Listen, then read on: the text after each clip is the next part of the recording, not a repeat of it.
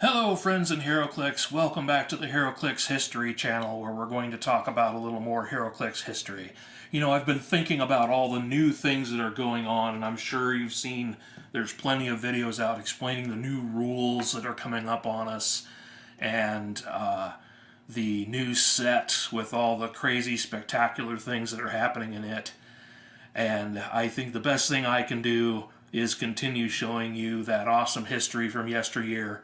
And we're going to do that today with the set Cosmic Justice, which is the second DC set ever to be released, and of course the fifth Heroclix set to be released. And it was released in 2003, and by this time Heroclix was, well, about a year old. So 5 sets in a total of about a year, and it seems like it's, you know, when you look at how many sets we can get out in a year now, it's not that far off. I thought I would start right out by showing the mail-away figure, or the, I don't remember if it was Buy It by the Brick or mail-away, but Phasing Green Lantern was a special piece that you could mail away for, and I think it was about $6 with some shipping. Interesting piece. He's got 10 range, 12 movement, 10 attack, 2 damage with range combat expert. He was an interesting piece, and he held his own back then. Was certainly some fun to play with, and he's cute to have in the collection. So I thought I'd start with him, and 151 points, just to show kind of how the points were back then too, for all the things that he could do. Points were kind of, you know, still kind of weird. They had a long way to go to figure all that out, as we can see. So I'm going to go ahead and just open this up. And we're just going to go ahead and do like I did before and dump them out. And we'll see exactly who and what I have in Cosmic Justice. While not having, you know, an entire set. Looks like we've got a veteran Wonder Woman there. And these were pretty decent sculpts. Let me see here. Oh, wow. These both say they come from the same set, but take a look at that. The sculpts are very, very different. They have the same set symbol. Look at that. I'd never realized that. That is really interesting to see. Different sculpts for Wonder Woman from her experienced version to her veteran version. And someone kind of wanted me to recap that the colored rings you're seeing are based on the experience level of the characters. So yellow is rookie, blue is experienced, and red is veteran. And naturally, other than uniques, people really wanted to get their hands on the veterans because you'd assume that that was the prime level, the best level of that character, right? Not always, because they were following the actual comic book history, and sometimes where they were at in the comic books, their so-called veteran may not have been as powerful as when they were experienced. They may have lost some power by then, so they were trying to be storybook accurate. But we also had, as you can see, the archenemy bases still going on. And I'll just bring in here and show you Circe, who was the archenemy to Wonder Woman.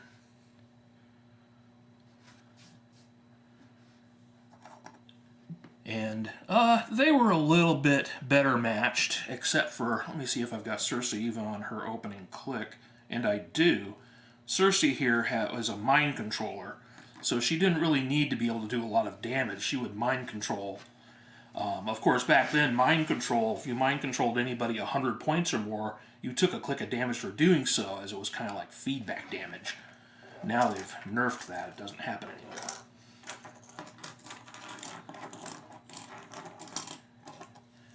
And let's see here. Who else do we have? Also among our veterans, we've got Starfire. Bring her up here so you can get kind of a good look at her. That hair, huh? Let's bring these two up.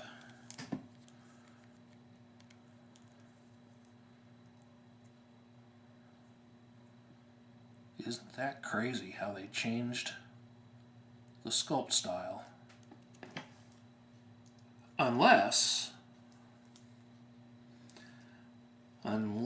I somehow got a wrong body on that base. That is totally possible. So I tell you what, here's your challenge. Did I get the wrong body on here? If so, where did I get it from? Because I haven't looked at these in quite some time, to be honest with you.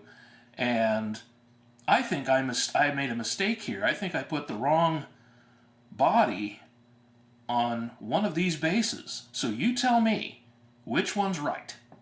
Your challenge, okay, for an official no prize. In the meantime, we've got some other, let's see, we had the Legion of Superheroes, along with the Teen Titans. There's Fatality. And there's Huntress. And Huntress was a good ranged figure with 8 range, and for 35 points you had Range Combat Expert. We've got good old Deathstroke in there. Green Arrow, Firestorm. There's Livewire, who was also a really good ranged combat figure for back then.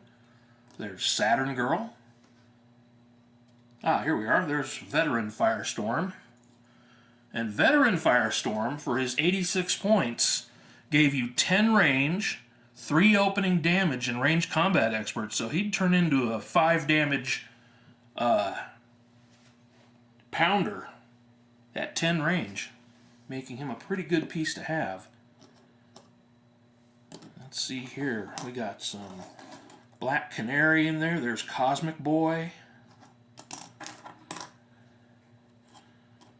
And here you can see Fatality as a rookie wasn't able to fly. Lady Shiva. There's our buddy Green Lantern.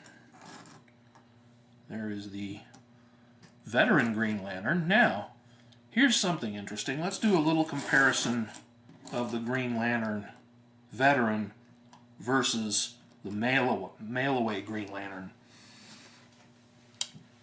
There's a couple trade-offs between these two. For one, they both had 12 movement. They both had 10 range with 2 targets. But, let's see, the Veteran here, and I want to make sure I've got him, yep, I've got him on his opening dial, had an attack value of 9, while Mail-Away had a 10.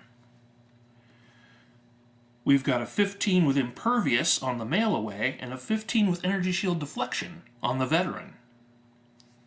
We have 2 damage with Range Combat Expert on Phasing Green Lantern, and 3 damage with Range Combat Expert on the Veteran. So the Veteran here is 145 points to play, and Green Lantern Mail-Away was 151. So which one do you think was better to play?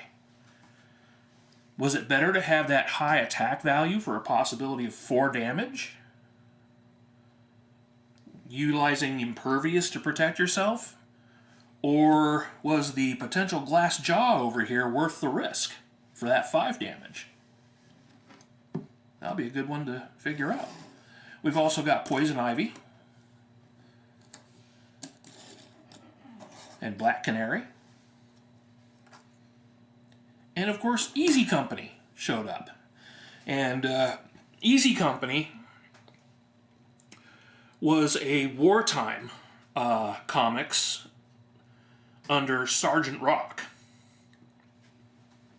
As you might remember if you knew your wartime comics at all. Then we've got Penguin with his little birds, his little penguins. I've got a Zatanna, made her for her debut.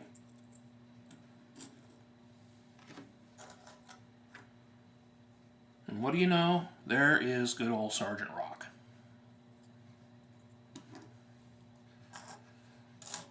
I remember going to a pre-release event for this set, and it was really a very popular set.